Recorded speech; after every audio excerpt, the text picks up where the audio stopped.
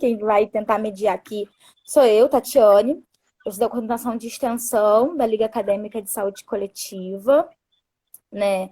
A gente já teve outras lives rolando do mês antirracista, né? A gente teve, né, convidados extremamente especiais, né? Hoje a gente vai falar um pouquinho sobre saúde, né? Na temática o que a saúde coletiva tem a ver com a luta antirracista. A gente está trazendo a maravilhosa da Ana Barbosa para trazer esse tema, elucidar esse tema para a gente, né? A Ana, além de ser formada em fisioterapia, ela é mestre em saúde pública, ela é coordenadora do Núcleo de Estudos Afro-Brasileiros e Indígenas aqui do IFRJ de Realengo, né? E ela é a professora colaboradora da LASC. A gente vai ter aí os primeiros 30 minutos, os primeiros 30 minutos, né? Para Ana elucidar um pouquinho sobre o tema, e depois mais outros 20 minutinhos para a gente conversar um pouquinho sobre o que ela trouxe aqui para gente. Ana, sinta-se à vontade. Muito obrigada pela sua participação. Valeu. Vocês estão me ouvindo bem? Tá me ouvindo bem, Tati? Você Sim, tá estou me te ouvindo ouvindo bem? perfeitamente. Sim, Tá estou te ouvindo ótimo. perfeitamente. Todo mundo me ouve perfeitamente também? Bom, eu queria agradecer a LASC pelo convite. Me sinto super honrada de estar encerrando esse ciclo com vocês. Queria dar os parabéns para vocês, porque esse mês foi muito bacana, todos os posts, todas as lives, as indicações de livros, de filmes, achei tudo assim muito não só de bom gosto no nível visual, né? Vocês foram super caprichosos com a apresentação, mas também com o conteúdo. Então, queria dar os parabéns para vocês e dizer que eu estou muito feliz de estar aqui. Eu separei um pouco a pergunta em 3 respostas, para a gente poder contextualizar um pouquinho. A pergunta, e tô com a minha cola aqui do lado, né? O bom de live é isso, que você joga para a cola aqui. A pergunta é, o que a saúde coletiva tem a ver com a luta antirracista? E aí, assim, a gente podia encerrar a live e dizer assim, tem tudo a ver, tudo. Mas por quê, né? Então, eu separei 3 3 olhares para a gente pensar nisso.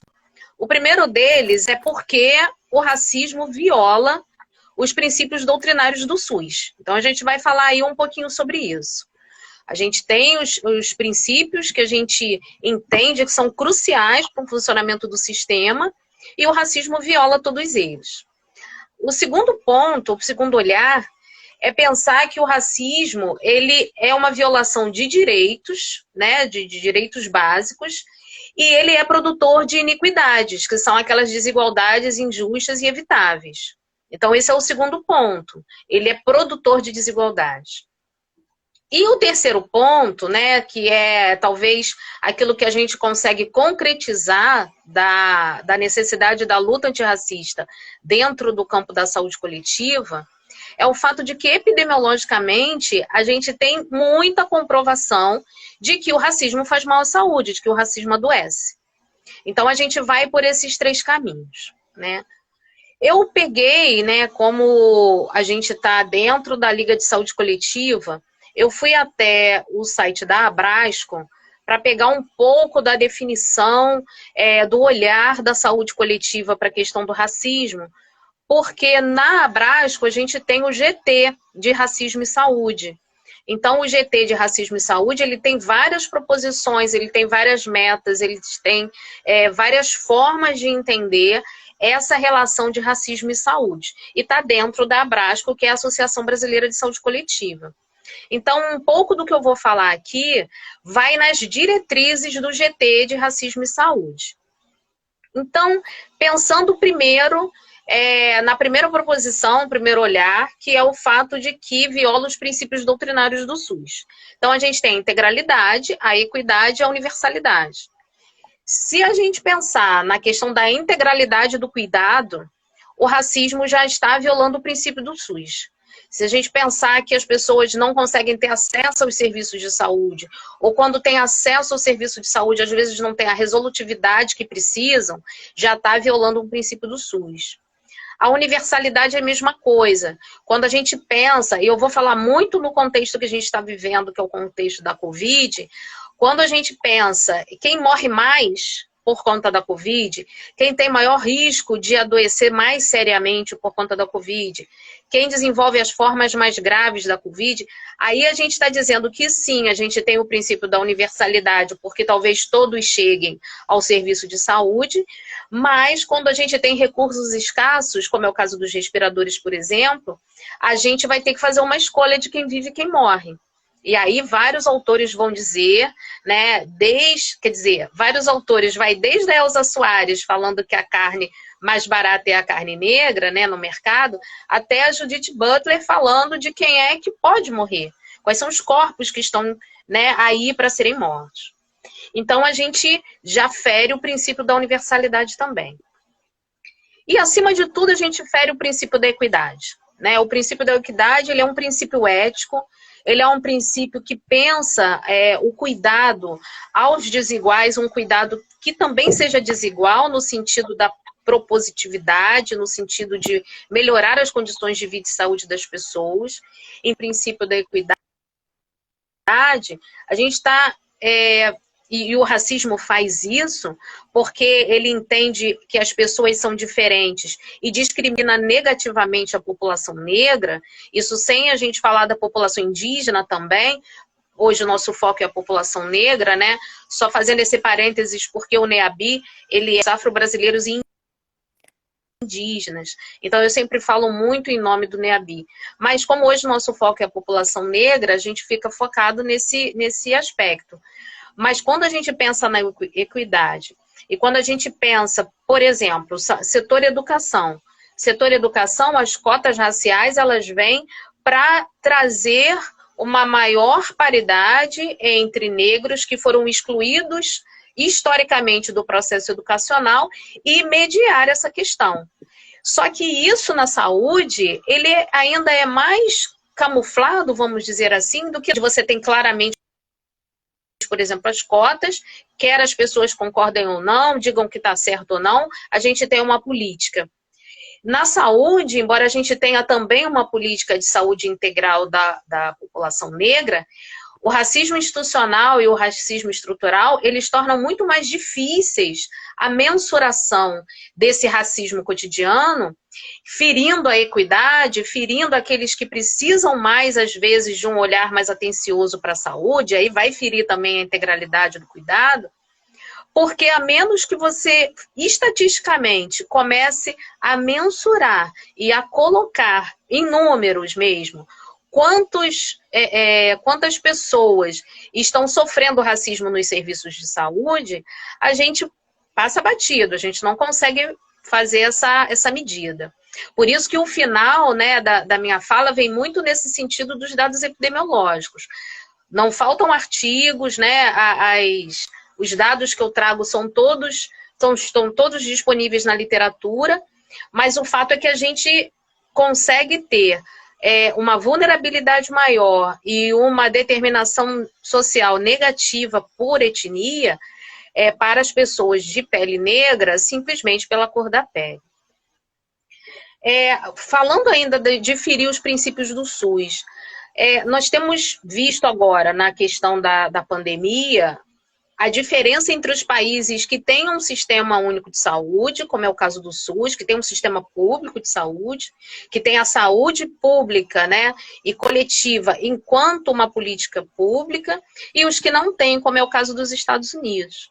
Então, a gente precisa manter o nosso olhar para a garantia do SUS enquanto política pública, entendendo hoje que os principais usuários do SUS estão dentre a população negra.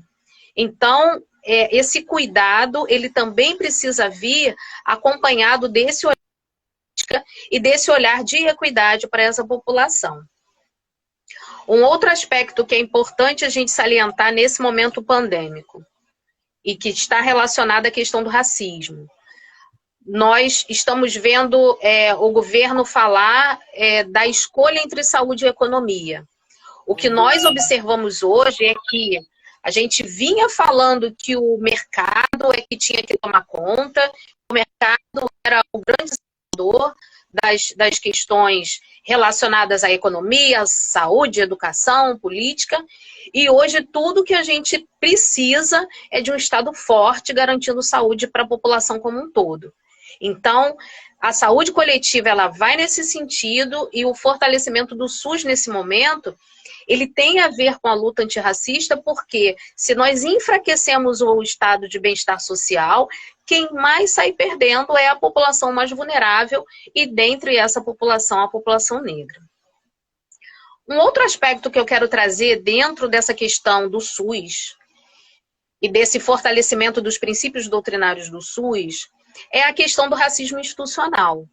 Então, a gente tem, né, estruturalmente, conceitualmente, embora tudo se misture um pouquinho, a ideia e o conceito de racismo estrutural, que é o que vai dar a base para a nossa sociedade é uma sociedade escravocrata, que se fundou na diferenciação entre as pessoas, na discriminação entre as pessoas, quem faz determinado trabalho, quem domina os meios de produção. Então, essa é a nossa base. E essa estruturação da sociedade, ela vai estruturar relações, ela vai estruturar, como eu disse, os meios de produção e oferta de bens e serviços, como é o caso da saúde. E aí a gente chega no racismo institucional. O racismo institucional, ele é aquele, às vezes, a micropolítica, o fazer cotidiano no serviço, o olhar que você tem, ou o toque que você deixa de ter com o usuário. E também ele é macropolítico, quando você não compreende como necessária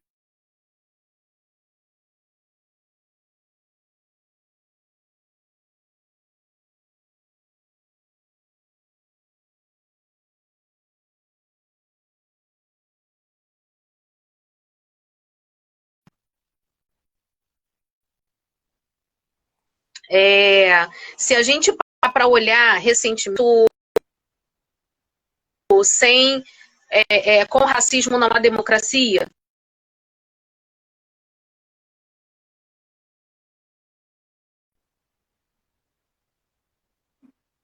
Definitivamente democrática.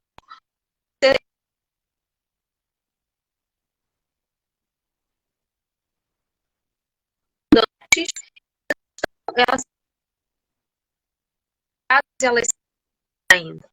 Então, se você fala em democracia, se você fala em direito, né, você está falando de cidadania, né? Ao contrário do que outro dia a moça disse que ela não era, que o marido não era cidadão, né, que era engenheiro.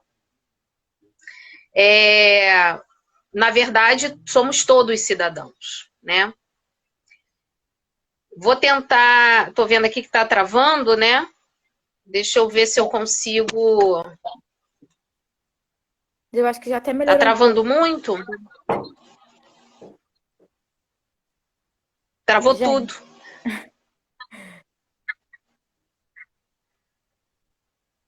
Vamos ver em que ponto estamos. Ó, a Luana falou que voltou. A Luana falou que voltou. Pode dar continuidade. Voltou? Tá. Bom, a gente estava falando então do racismo estrutural, que é o que fundamenta a nossa sociedade, né? Uma sociedade escravocrata, e esse racismo estrutural, ele tem esse nome exatamente porque as instituições vão operar nesse sentido. As relações sociais, elas vão operar nesse sentido. As formas de sociabilidade, elas vão se operar nesse sentido. E aí não seria diferente se a gente olhasse para os serviços de saúde, se a gente olhasse para a atenção em saúde, se a gente olhasse, por exemplo, para cada um dos princípios do SUS e da maneira como ele vai se operacionalizar. Então, quando a gente fala do racismo institucional, A gente está falando principalmente de comportamentos, de práticas, daquilo que vai ser feito, que vai deixar de ser feito. Exemplos práticos, né, pelos quais eu já passei. Eu já passei por vários. Mas, assim, exemplos práticos que falam do racismo institucional. Quando você deixa, por exemplo, de prescrever um medicamento. Eu me lembro que a minha avó teve herpes zoster, que é aquela patologia muito dolorosa, né? A infecção viral, ela é muito dolorosa porque ela pega o dermátomo e existia medicamento naquela época. Hoje tem até vacina. Na época que ela já faleceu, na época não existia, existia um ou outro medicamento e muito caro. Então, eu só soube, eu estava ainda no início, imagina quanto tempo tem isso, eu estava no início da faculdade, não vou nem contar essa parte. Eu estava no início da faculdade, eu identifiquei aquela patologia, conversei com os professores, eles falaram que realmente era muito dolorosa, me ensinaram como cuidar, mas ela não tomou nenhum medicamento. E aí só depois eu vim saber que tinha o medicamento, só que o medicamento era caro e não foi prescrito. Então, assim, são procedimentos que você, profissional ali de saúde na ponta, a priori imagina que não vão servir ao usuário negro. Então, o racismo institucional, ele tem essa relação profunda com as nossas raízes escravocratas, porque ele vai aos poucos dizendo quem tem direito e quem não tem direito. E isso para a saúde coletiva é um tema muito caro. Né? Por isso a luta antirracista tem tanto a ver com a saúde coletiva. A garantia do direito à saúde, ela é um tema caro à saúde coletiva. Por isso a gente precisa falar do racismo institucional. Outra coisa que acontece nos serviços de saúde é exatamente essa diferença entre os serviços e as tecnologias que são utilizadas. Um pouco do que eu acabei de dizer, para fazer uma outra ponte que quando a gente fala das tecnologias, a gente pode estar falando de uma tecnologia leve e dura, como é o caso de um medicamento mais caro, e por isso que a importância das políticas, porque hoje a gente tem políticas que garantem a oferta de medicamentos, mesmo quando eles são excepcionais, enfim. E aí a gente pode falar também das tecnologias leves. As tecnologias leves, elas falam do encontro do profissional com o seu usuário. Ele fala do encontro seu profissional com o outro. Mas e se você não reconhece aquele outro como um outro seu? Como um outro a quem você deve cuidado? Como um outro a que merece tanto cuidado quanto você ou alguém da sua família? O cuidado não se estabelece. Pelo menos não o cuidado na integralidade que a gente tem como premissa no SUS. Né? Então, assim, exemplo, né? Novamente um exemplo meu. Uma ida ao dermatologista. Dermatologista fala de pele, né? E pele fala de toque. Então, imagina eu, uma mulher negra, precisando ser tocada, porque o problema que eu tinha exigia exame, e a médica pegar uma caneta e levantar a minha roupa, né? E tentar olhar com o mínimo de toque possível. Então, às vezes, não está... o racismo institucional, a forma de agir, ela não está explícita, ela não está num xingamento, ela não está numa injúria racial. Ela está nas atitudes, e são as atitudes do cotidiano, da micropolítica do serviço, que a gente precisa fazer modificar, e a luta antirracista ela serve a esse propósito também. Então, exatamente na luta antirracista que vai emergir essa reconstrução dos processos de trabalho em saúde, essa reconstrução de um novo olhar para os usuários, essa compreensão da necessidade do cuidado, do saber cuidar, de maneira humana, tão abrangente quanto possível, para todos que precisam daquele cuidado. E entendendo, principalmente, que às vezes a população negra precisa, sim, de cuidados específicos, de olhares específicos, né, de uma atenção mais específica. Vou seguir para o segundo ponto, que tem a ver a luta antirracista com a saúde coletiva, porque o racismo é um importante fator de violação de direitos e de produção de iniquidades, que são as desigualdades injustas e desnecessárias. Então, qual é um dos entendimentos da saúde coletiva? A saúde é um direito social, é um direito de cidadania, ele está muito ligado à questão da dignidade humana. Então, quando a gente fala de ter saúde, hoje, por exemplo, né, voltando ao Covid-19, a gente está falando de dignidade, acho que deu uma travadinha.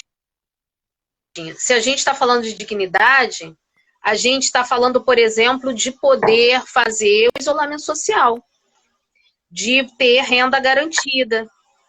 E aí você pensa, quem são os trabalhadores uberizados em sua maioria?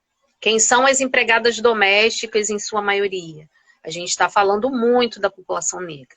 Então, quando a saúde coletiva fala na dignidade humana, na saúde enquanto bem de dignidade, a gente está falando da luta antirracista.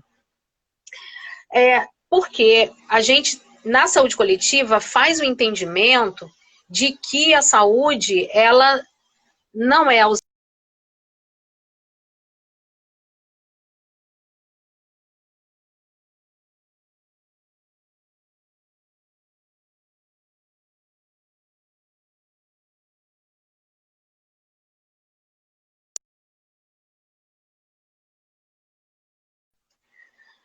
Ela travou, Tati? Travou, travou. Você falava que a saúde não é, e aí continua. Isso, na saúde coletiva, a gente não entende a saúde como ausência de doença, né? A gente entende como um bem maior, a gente entende como dignidade. A gente pode perceber que hoje, no contexto da pandemia, quem menos consegue cuidar da sua saúde no conceito ampliado é a população negra ou os trabalhadores que estão uberizados. Aí você vai ter uma maioria negra, as empregadas domésticas, as diaristas, você vai ter uma maioria negra. Então, a saúde coletiva, ela fala desse lugar de dignidade, desse lugar também de qualidade de vida, da possibilidade do sujeito buscar na sua saúde a compreensão de si, a felicidade, enfim, se fortalecer enquanto ser humano. Então, outra coisa que a saúde coletiva estuda profundamente é exatamente a questão da determinação social e das desigualdades em saúde, né? E se a gente entende que o racismo, ele viola essa dignidade, a gente está falando da necessidade da luta. Falando um pouco das condições de vida e saúde da população negra, eu queria citar algumas das estratégias da saúde coletiva. A promoção da saúde, o conceito de cidades saudáveis, as políticas públicas saudáveis, a saúde em todas as estratégias, né, políticas vão compor a saúde coletiva. E aí, quando a gente pensa em cidades saudáveis, né, a gente está pensando em quem que usufrui efetivamente dessa cidade saudável. Quem consegue efetivamente absorver e vivenciar os postulados da promoção da saúde. Quem é que consegue políticas públicas saudáveis, por exemplo, a gente está falando de nutrição, a gente está falando de atividade física, a gente está falando do controle do tabagismo, a gente está falando do acesso a medicamentos.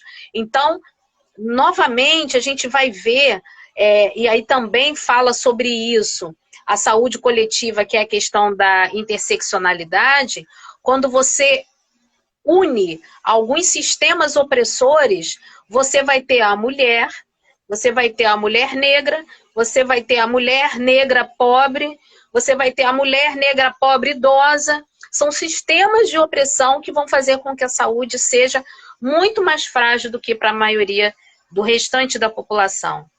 Só para a gente pensar nesse momento, por que a saúde coletiva é tão importante nessa luta, imaginem agora, tem uma campanha que se chama Mães de Favela. Né, são mulheres, é uma campanha para arrecadação, né, de grana, de fundos em geral, ajuda, colaboração para as mulheres que são mães, que são chefes de família, que estão ficando desempregadas, principalmente as que têm o trabalho mais precarizado.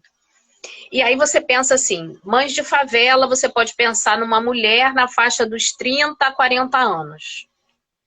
Assim como a escravidão se reflete hoje, como ela se reflete hoje, depois de mais de 130 anos da abolição, mas assim como a escravidão se reflete hoje na vida da população negra, imagina daqui a 20 anos, quando essa mulher estiver entrando na terceira idade, ela ainda vai estar vivenciando os resultados da Covid. A gente pensa a pandemia para um momento atual e quer sair da quarentena, mas a verdade é que essa população que já era vulnerável, ela vai sair ainda mais vulnerável da pandemia. E daqui a 20, 30 anos, quando essa mulher for idosa, ela ainda vai estar colhendo as dificuldades que ela está passando agora. A perda da renda, a dificuldade.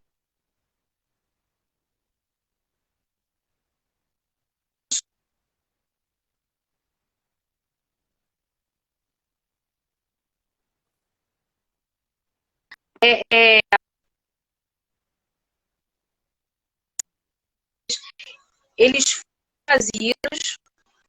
foram trazidos pela Comissão de Determinantes Sociais e Saúde da OMS, e eles apresentaram que a raça e a etnia eram, sim, estratégias necessárias, pontos necessários na estratégia da saúde coletiva para a diminuição das desigualdades. E que esses fatores, eles interagem e determinam tanto quanto a renda, a escolaridade, as condições de habitação e moradia, a sua colocação no mundo do trabalho. Isso tudo, junto com etnia e raça, são determinantes e vão influenciar no bem-estar e vão influenciar no processo saúde-adoecimento. A determinação social da saúde, na saúde coletiva, ela se volta muito para essa questão do processo saúde-adoecimento, porque as pessoas não adoecem igual. Né? Por mais que o vírus pegue qualquer pessoa, voltando ao Covid, por mais que ele pegue em qualquer pessoa, algumas pessoas vão ter mais chances de se proteger, outras pessoas vão ter melhor possibilidade do isolamento, algumas não vão ter água para lavar a mão, né? Que a população periférica muitas vezes só tem água em determinados dias da semana. Então não vão ter água para lavar a mão, não vão poder seguir todos os trâmites de higienização. Então, não pode dizer que o processo de envelhecimento, não se pode dizer que no processo as pessoas estão vivenciando de forma igual à pandemia. Eu falei um pouquinho da interseccionalidade, né? A questão de gênero, de classe, de idade. E também essa questão de como o racismo ele é fundante da nossa democracia. E aí, quando a gente pensa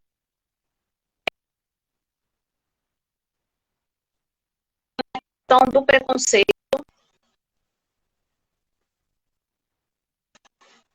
para dar um exemplo, da questão da não prescrição medicamentosa, né, pressupondo que uma mulher idosa negra não vai ter o dinheiro para comprar. Esses estereótipos, esse olhar para o outro diferente, essa inferiorização automática do outro, isso traz consequências sérias para a saúde. Porque isso acontece, às vezes, num plano em que, muitas vezes, reverter é muito complicado. Então, se a gente está falando do câncer de mama, que é uma pesquisa que a gente vai começar agora em agosto, quando a gente fala de câncer de mama, em que ponto do estadiamento clínico essa mulher chega ao serviço de saúde? Mulheres brancas e mulheres negras chegam no mesmo ponto ao serviço de saúde para ter o diagnóstico do câncer de mama? E quando elas chegam, o tratamento e aquele itinerário terapêutico que ela fez, elas chegam no mesmo lugar ao final? Né? Quem tem mais chances de cuidado? Então, às vezes, não é só um medicamento que se deixa de tomar ou uma tomografia que se deixa de fazer. Às vezes, é a chance de sobrevida. Às vezes, é a chance de ter mais anos. Por isso, a expectativa de vida ao nascer e a expectativa de vida aos 60 anos é diferente para brancos e pretos. Porque dentro do seu percurso e dentro do seu processo de saúde e adoecimento, você também vai encontrar essas barreiras de cuidado, coisa que não deveria acontecer por conta da universalidade. Tem uma outra questão que é sempre muito associada no Brasil, porque a gente tem o mito da democracia racial, que na verdade o problema não era étnico, que não era racial, que o problema era a pobreza.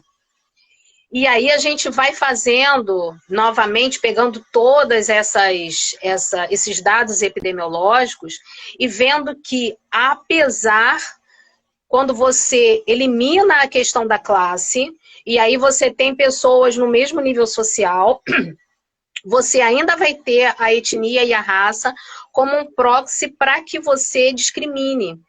Então, não importa. E aí, isso aí eu poderia falar de muitas experiências, né? Onde você, mesmo sendo classe média, você automaticamente é tratado de maneira inferior. Então, a questão não é a pobreza. E, ainda que fosse a pobreza, é importante a gente ter a noção de que, mesmo sendo pobre, brancos e pretos vão caminhar diferente, por exemplo, no mundo do trabalho, onde a aceitação de um é maior que a de outro, onde o entendimento de um, enquanto capaz para desempenhar uma determinada atividade, é maior que a de outro. Então, a pobreza, por estudo, já deixou de ser o ponto em que separa se há ou não o racismo, se há ou não a discriminação. Porque mesmo pessoas, né, e aí os estudos vão nesse sentido, mesmo pessoas da mesma classe, a discriminação vai acontecer pela cor da pele. Um outro âmbito que é importante da gente olhar é na questão dos direitos individuais, que são mais negados a partir dos efeitos do preconceito, a questão da intolerância, a questão da discriminação. E aí, o desdobramento, como a gente falou, como é o caso da mulher negra com câncer de mama, o desdobramento ele vai em outras esferas, em outros direitos. Quando a gente pensa, por exemplo, que no próprio espaço doméstico, no próprio espaço onde se faz micropolítica, a gente teve recentemente o caso do Miguel. Então, a gente vai... É como se fosse um novelo de questões. Quando a gente pensa essa nossa base escravocrata e o racismo ainda hoje. Você pensa naquela mulher, você pensa na mulher que cria o filho sozinha, que precisa levar o filho para o trabalho, que precisa trabalhar durante a pandemia, que está ali quando deveria estar em casa, em isolamento com seu filho.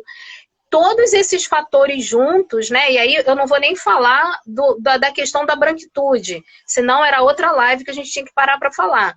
Mas só quando a gente pensa no lugar dessa mulher, no lugar de vulnerabilidade dessa mulher, a gente vai vendo que o desdobramento foi fatal. O desdobramento, ele não tem volta.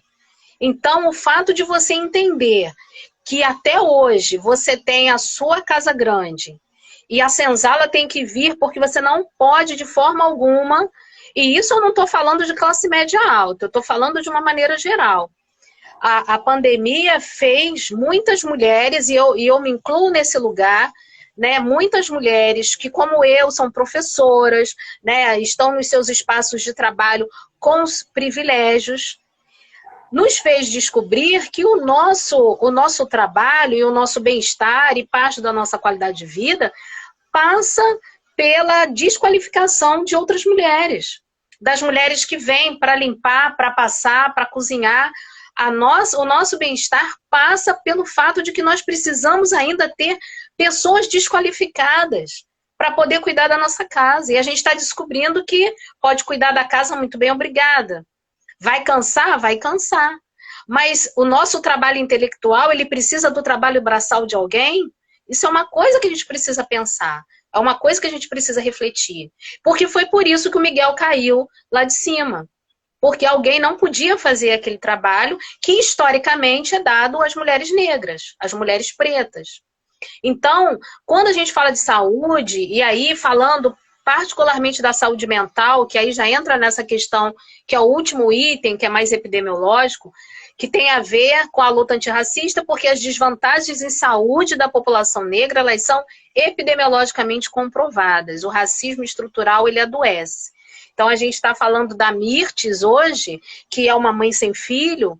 Ela é uma mulher que, dentro da pesquisa, uma pesquisa que eu peguei, que é de Araújo e colaboradores, que fala qual é o perfil de quem tem transtornos comuns, deixa eu ver o nome certinho aqui, transtorno mental comum.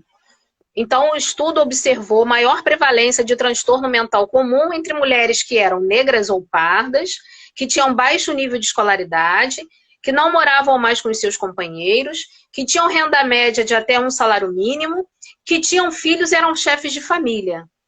Essas mulheres têm nome, um desses nomes é Mirtes. E ela vai adoecer de um transtorno mental comum, com certeza, porque ela vai olhar várias vezes para o lugar onde o Miguel dormia e não vai ver o filho dela. Então, esse perfil ele não está colocado à toa, ele está colocado estruturalmente. Então, a gente precisa entender o racismo estrutural, para entender o racismo nas instituições, para entender o efeito que isso tem na saúde, porque sou e seremos todos profissionais da saúde. E nesse lugar, a gente precisa ter um olhar aguçado para as desigualdades. Então, a gente vai falar um pouquinho, eu vou falar um pouquinho assim rapidamente, de algumas evidências de diferenciais de saúde entre pretos e pardos e brancos, além dos indígenas, né, quando o quesito cor ele entra em questão, que isso é um outro detalhe que eu vou reforçar no final. Um deles é um estudo sobre saúde sexual. Então, o nome do estudo é Juventudes, Raça e Vulnerabilidades. Ele procurou identificar algumas variáveis estruturais para o comportamento de jovens, relacionando o quesito raça-cor com o uso de preservativos. E aí, quem menos usa o preservativo são os meninos, principalmente 16 a 24 anos, negros. E quem usa menos ou exige menos é a mulher negra, a menina jovem negra. Então, quando você vai observar, aí vem os desdobramentos, né? A gravidez precoce, quando você vai observar o abandono do estudo, quando você vai observar a dificuldade na inserção no mercado de trabalho mais qualificado, tem a ver com esse lugar. Outro fator que tem a ver com a saúde sexual e reprodutiva, a ilegalidade do abortamento. Então, a ilegalidade do aborto, ela traz a injustiça reprodutiva porque mulheres brancas vão fazer o aborto seguro com muito maior frequência do que as mulheres negras. As mulheres negras, esse fenômeno da injustiça reprodutiva, ele abate principalmente as mulheres negras, são as que mais morrem por abortos inseguros. Falando de outra saúde, saúde materno-infantil, é outra variável que é muito correlacionada, né? Então, consultas de pré-natal são em menor número nas mulheres, nas gestantes negras. Então, eles relacionam o número de consultas pré-natal, a baixa escolaridade, a cor da pele, e aí a gente entra talvez num outro tema de outra live, que é a questão do colorismo. As mulheres de pele preta têm ainda menos consultas pré-natal do que as mulheres de pele mais clara, as pardas. Então ainda tem essa diferença dentro da negritude, da experiência da negritude. Então, quanto mais retinta a cor da pele, quanto mais baixa a escolaridade, quanto maior a periferia de onde a pessoa vem, menos consulta pré-natal. Um outro dado também faz a associação da cor com os desfechos envolvendo todo o ciclo de gestação e puerpério. Então, a mortalidade materno-infantil é maior entre pretas e pardas. O número de consultas eu citei. Tem um dado de um estudo que é interessante, que ele observou que a solicitação de exames foi o mesmo entre mulheres pretas, pardas e brancas. Mas as pretas, elas fizeram menos os exames. Então, foi solicitado, mas não foi feito. Por N razões, não foi feito. Então, a desigualdade no processo do pré-natal, ela também é uma realidade. Outro dado vai mostrar a questão da peregrinação para o parto. A vinculação desta mulher preta ou parda com a maternidade, ela é menor. Então, são as mulheres que, para parir, fazem maior peregrinação e aí, nisso, você aumenta o risco de morte materno-infantil. Então, isso para falar da saúde materno-infantil. Outro estudo que foi uma questão recente, especificamente para os profissionais da saúde, né? Que foi a questão da microcefalia, que a gente viveu o surto do Zika vírus há 2 anos atrás, 3 anos atrás, e aí os estudos mostraram as características sociodemográficas maternas. E aí a gente tem os bebês que mais nasceram com microcefalia foram bebês de filhos de mães, com até 24 anos de idade, ou com mais de 40, as que têm menor escolaridade e as que têm a cor da pele preta ou parda. Então, quando a gente pega de novo essa questão da cor, a gente vai associar com escolaridade, e a gente precisa falar de escolaridade quando fala de saúde, e a gente precisa falar de negritude quando a gente fala de escolaridade, porque, por lei, os negros não podiam ir para a escola. Então, por isso a gente fala de cota, porque até um determinado ponto da história do Brasil, negro não podia ir para a escola, não podia botar os pés na escola. As escolas eram clandestinas, né? Negros alforriados que tinham oportunidade de fazer a sua escolarização por alguma razão, fundavam escolas clandestinas para os negros estudarem, para ensinar as meninas. Cobravam das meninas brancas de dia e ensinavam as meninas pretas à noite. Então, essa é a nossa história de escolaridade. Então, não dá para descolar saúde de educação também. Só mais 4 Dados minutinhos, de tá bom? mortalidade. Beleza, tô acabando. Dados de mortalidade. Mortalidade infantil, mortalidade materna, mortalidade por causas externas, particularmente homens negros e jovens. E aí a gente vê cotidianamente no noticiário a morte da população negra, de meninos, de meninas, dentro de casa, porque às vezes estão em territórios vulneráveis. E quem mais habita os territórios vulneráveis? A população negra. Transtornos mentais eu já te falei. O Covid-19 já citei alguns, né, alguns dados, e recentemente também apareceu o perfil de quem está morrendo mais de Covid. É homem, é negro e é pobre. Foi uma matéria recente do G1. E aí a gente tem outros lugares de adoecimento da população negra. A expectativa de vida eu já falei, população carcerária. Então a gente tem o encarceramento em massa da população negra. A composição de estudantes universitários, que só está mudando esse panorama recentemente por conta das cotas raciais. Os dados de escolaridade, já falei o quanto impacta na saúde. De emprego e renda e desemprego. A uberização do trabalho, como a gente está vendo, atinge mais a população negra. Acesso e serviço de saneamento. Voltamos ao Covid. Lave as mãos. Com que água? Água para quem? Máscara para quem? Né? Tem moradores de rua. Em sua maioria, os moradores em situação de rua são, em sua maioria, negros. Tem muitos idosos vivendo em situação de rua. E aí o relato deles é que eles lavam a mão em poça d'água quando chove. Então, a gente não pode descolar esse olhar da desigualdade para a questão da saúde. Ana. Oi. Só para dar uma olhada aqui. A gente tem 1 hora só de live. E aí, a gente já está nos 44 minutos.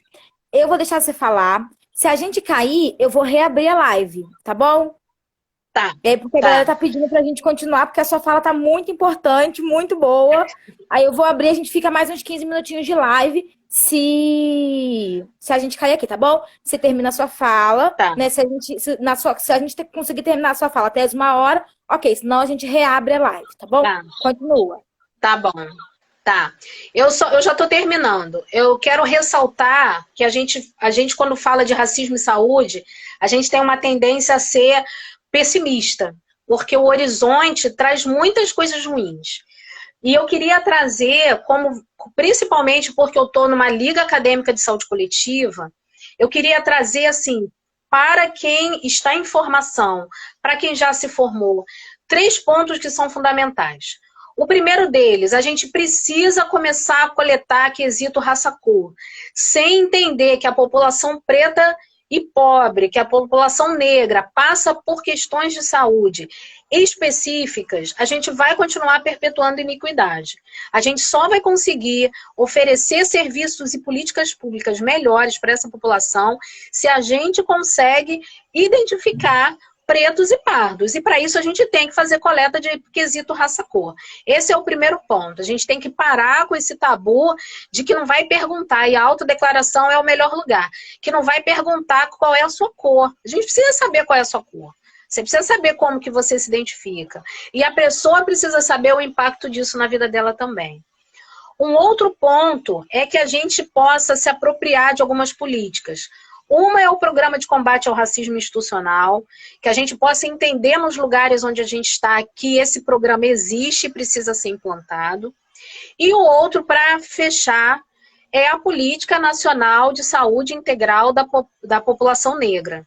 Então, a gente precisa entender a política como algo que vem para dar respaldo às nossas ações. Quando a gente diz precisa coletar quesito raça-cor, é porque está posto lá na Política Nacional de Saúde Integral da População Negra. Essa política ela precisa vibrar, ela precisa estar viva, ela precisa estar nos cotidianos do trabalho como um holofote transversalizando as nossas ações. A gente precisa dela porque ela existe, principalmente porque ela existe. E porque, voltando lá no início da minha fala, ela vai ajudar no combate, na luta antirracista, para que nós possamos fundamentar os princípios doutrinários do SUS, que a gente preza tanto. Viu? Consegui. Falo pra caramba, mas... Foi ótimo, cada palavra era importante se falar. A gente tem umas perguntinhas, né? Na hora que eu estava falando, eu falei, cara, acabou de responder uma pergunta, né, que tinha sido feita, né, que era qual a importância da autodeclaração nesse contexto, né? E de você falar que a importância de se autodeclarar para a gente realmente fazer o recorte, né, raça, cor, que é tão importante. Existe uma pergunta também aqui, que é até da Luana, que ela está perguntando o quanto que você percebe, Ana, que existe um incentivo de pesquisa, nessa linha de pesquisa, para a população negra. Você acha que hoje a gente tem mais incentivo ou não? Olha, nós temos pesquisas, mas nós ainda estamos, eu falo nós porque eu me incluo nesse espectro, nós ainda estamos entendendo a importância dessa necessidade. Vou te dar um exemplo. Nós acabamos de submeter agora, do edital PIBIC, nós acabamos de submeter uma pesquisa para mapear a condição da saúde da população negra durante o Covid e também esse itinerário terapêutico da mulher negra junto à questão do câncer de mama, portadora de câncer de mama. Então, muitas pesquisas acontecem, mas muitas pesquisas negligenciam a questão do quesito raça-cor.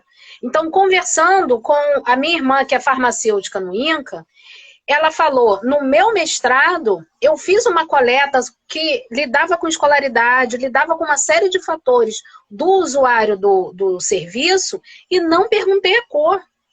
Então, assim, existem muitas pesquisas, quando você vai olhar, por exemplo, para esse momento nosso, eu fui rever vários materiais.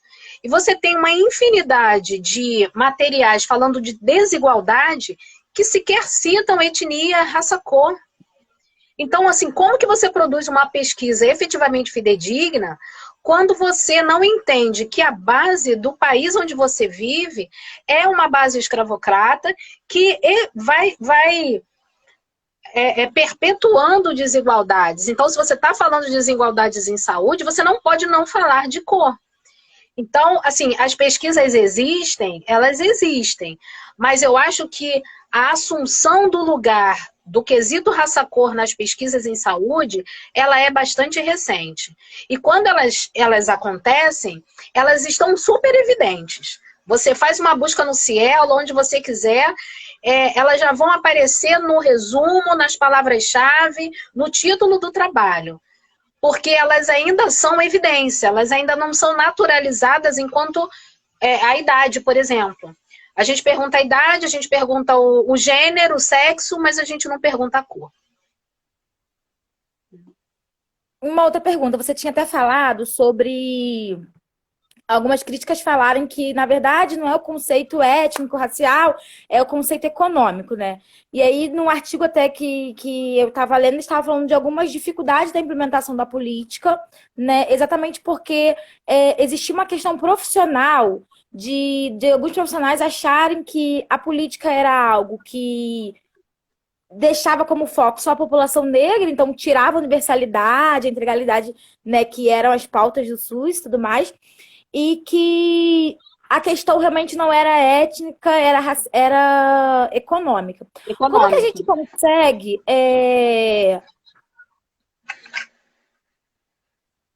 como é que é a palavra certa para dizer? Como que a gente consegue ensinar Sensibilizar. esse profissional? Não, ensinar mesmo. Fazer uma capacitação com esse profissional para que ele entenda esse contexto todo que a gente está aqui falando. A gente está num contexto de mais privilégio, né?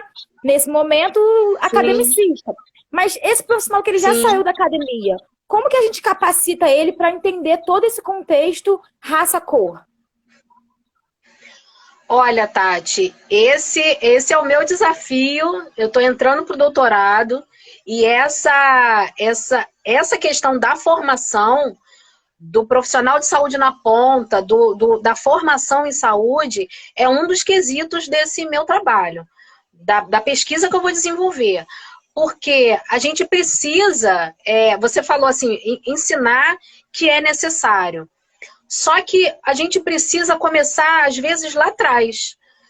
Uma questão fundamental, que às vezes as pessoas simplesmente passam batida na necessidade da política de saúde da população negra, é assumir que existe racismo. Tem pessoas que dizem que não existe racismo, como você falou, o problema não é racial, o problema é econômico. Né? Então, por que perguntam se eu sou da limpeza, se eu sou professora? Eu pareço ser, né? Então, assim, existe um lugar que é determinado à pessoa negra e existe um não lugar, que é o lugar que você não vai ocupar. Enquanto a gente tiver esse olhar na sociedade onde a gente vive, a gente vai fazer discriminação em todos os âmbitos. E é isso que os profissionais de saúde precisam entender. Que assim como ele vai olhar diferente para uma pessoa onde ele vai, quando ele vai ao shopping, quando ele vai a um restaurante, em todos os lugares, na saúde não é diferente.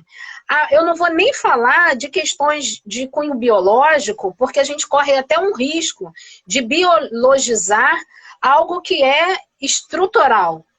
Porque isso já tentaram fazer também, né? Diminuir o lugar do negro por questões biológicas. Mas, por exemplo, se a gente perguntar a um profissional de saúde o quanto ele sabe sobre anemia falciforme, que atinge mais a população negra, e o quanto ele sabe sobre a síndrome de Down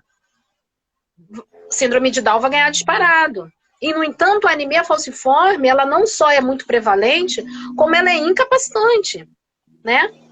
Então, enquanto a gente não compreender que o racismo existe, tem uma aula que eu dou no curso técnico sobre saúde da população negra, que eu sempre começo falando de racismo. Mas eu não digo assim, gente, o racismo existe, não.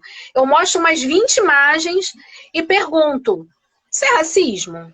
Você acha que é racismo? Você acha que houve racismo? Não houve racismo? Para que caia a ficha de que sim, a gente vive numa sociedade racista. Sem esse primeiro passo, a gente não consegue sensibilizar, muito menos ensinar que essa é uma questão fundante do cuidado. Que você não vai conseguir cuidar de verdade se você não entender quem é aquela pessoa e as vulnerabilidades pelas quais ela passa. Ó, a gente vai encerrar a live e vou reabrir de novo, porque aí tem outras perguntinhas pra gente fazer, tá bom? Então, gente, eu vou encerrar, entrem de novo que eu vou reabrir, aí é 1 minutinho.